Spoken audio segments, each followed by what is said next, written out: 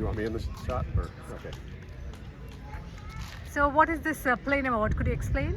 Yes, so this is a Cessna 152 airplane. It's a two-seat airplane, and it's a very popular plane for flight instruction. So when you take flying lessons, you have an instructor sitting in the right-hand seat and you're in the left-hand seat. And it's a very stable aircraft, very light, and so it's easy to fly, relatively easy to fly, and that's why we use it as an instructional aircraft. Okay. Could you explain the parts, different parts of this? Sure. So with an airplane, you have on the wings, there are ailerons. So when you turn, like in a car, you turn the wheel to turn. In an airplane, all that does is it turns the airplane sideways. It doesn't actually turn. What you need so you turn the yoke, airplane turns, and then the rudder, which is sticking up in the back, is like a rudder of a boat. You have to turn the rudder in order for the airplane to turn. So when you're flying, your feet control the rudder, and your hands control the roll, and so you're coordinating with your feet and your hands, and then pushing forward on the controls will have the airplane tip down, and pulling back on the controls the airplane tips up. So those are the moving parts. Those are the horizontal, the stabilizers sticking out in the back, the rudder sticking out in the back going up. So these are wings, right? That's the wings. And what are rudders you're saying? The rudder is, so this is a vertical stabilizer. It keeps the airplane from doing like this. Uh-huh. And the rudder is right here. It turns. Oh, okay. Oh, okay. And that makes the airplane steer left-right. Okay. And then this is the vertical. So this can move up and down to make the airplane descend or ascend. Okay. Okay. And could you tell me the internals of it? Sure. I can go on the other side and you can have the... Sure.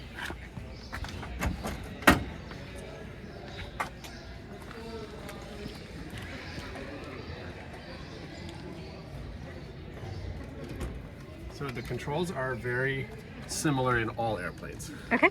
So here, this is the attitude control. So as I was saying, you pull back, and you can see how the rudder is moving as I pull that. Okay. And then and you can see there's both people have controls, so they're together. You can see on the wings now the aileron. That's called an aileron, not going up and down. What do you call? Aileron. Okay. And that rolls the airplane side to side. Okay. And then there's a throttle. Since your feet are running the rudder, there's no gas pedal like in a car. Right. And there's no brakes. There's no brakes in the air. On the ground there are brakes, and what you do is you push those both forward. So the throttle or the gas is here, and then this control is a air-gas mixture. So it's a engine very much like in a car, but when you go higher, the air gets thinner. So you have to adjust how much fuel and air mixture, otherwise the airplane will stop working. So you adjust that, that's fuel. Okay. And then the rest of the controls are radios for communication. And then these give you information about the airplane. So this one will tell you, it's often called an artificial horizon. So when you're flying, you see the horizon. And if you turn the airplane, the horizon appears to tilt. And this will also mimic that. So you could look just at this and not outside and see whether the airplane is tipping up and down, side to side. This is how fast the engine is running. Altitude above sea level, or above, usually calibrated that way. This is a navigation, so it tells you, once you set a direction, it tells you whether you're deviating from that direction. And then compass, it's a magnetic compass. Also a directional indicator like a compass, but this one's controlled by a gyroscope in the panel, so it doesn't need the Earth's magnetic field. And then this tells you, this is an indicator telling you whether the airplane the tail is skidding or slipping side to side. And then this tells you if you're ascending, going up, it tells you how fast you're going up or how fast you're going down. So, and then that's pretty much the same in all airplanes. Many airplanes now have just a digital screen, but it has this information on the same screen. Oh, so it's analog. This is analog. This is all, and in fact, most of this is mechanical. It's not even electronic. It works by mechanics. So how old is this plane? This plane is, I don't know exactly, but this plane was probably built in the 1980s. Okay. And with aircraft, it's required to keep the maintenance up to a very high standard. And so many airplanes that you see, these small ones, are quite old, but they're like, it has a new engine, and about so we count how many hours the engine is running, and every 100 hours it goes into the shop to have a complete inspection and to make sure everything's okay. And then so that the maintenance is kept up. So people keep their airplanes. It's not like a boat where you buy your boat and then you lose interest and you let it go. It's illegal to fly the airplane unless it's been maintained. So Okay. we keep them up pretty well. So where do you put the fuel tank? Fuel tank's on the wing. So up on top of the wing,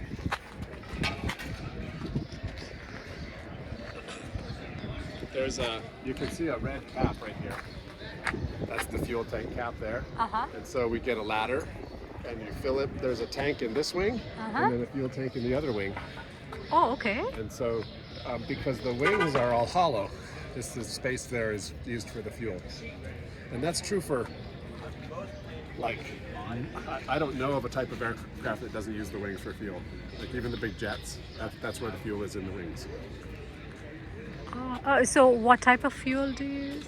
It's gasoline, just like with cars. It's not the same. It's a much higher octane. So like you have 87. This is 100. Okay. And it's leaded. Unfortunately, it's still leaded fuel. They're just getting to the point where they're getting unleaded fuel for these aircraft, which is really good. So if you wanted to fuel it, you just go to a Right here. This is fuel right here. Oh, okay. So the airport fills up our tank here, and we pay the airport, and then the club uses the fuel here. Oh, so it's a part of the airport? Yes. Tompkins Airport? Yeah, their runway is right out there. So we use the same runway, the same taxiway. You can see the control tower is there. So it's we're using the same airport as the commercial aircraft. So you're using all the infrastructure of the airport? Correct. Oh, okay. Yep.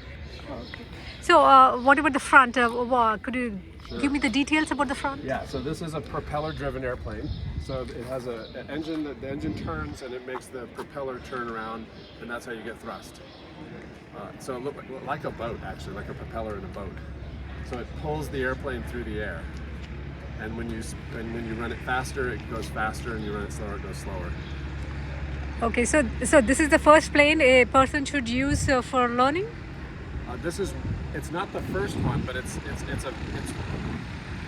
a very old design that was developed in the mid 20th century, and it's so good that they just haven't changed it really. It's just a very, very stable airplane that's relatively simple, and it's easy to learn flying. So most people would learn in this airplane, or the ones that are out there are slightly bigger. They have 4 seats in them, so they have a back seat. And we also teach in those aircraft as well. This is what? Cessna? Cessna is the name of the company that builds the airplane. And the number? What's the number? The Cessna? 152. 152. This is 152. Correct. That one? 172. 172. So it's a bigger one. Usually the numbers get bigger as the engine gets more powerful and the airplane gets a little bit bigger. Oh, okay. So then they have a 182, 206, 210. They keep going higher and higher. Oh, okay. The numbers. Okay.